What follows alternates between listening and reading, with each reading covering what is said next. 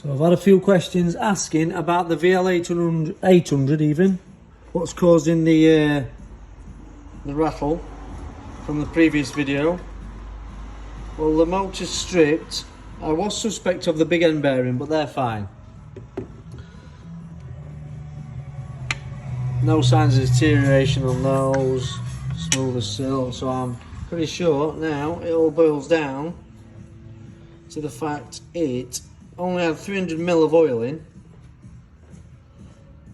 and it's oil starvation to the cylinder and piston. Hard to show exactly with the camera, but the barrel is slightly scored.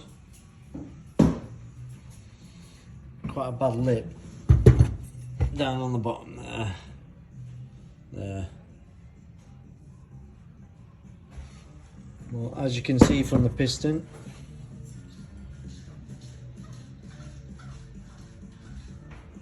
that has had a very, very hard life. So,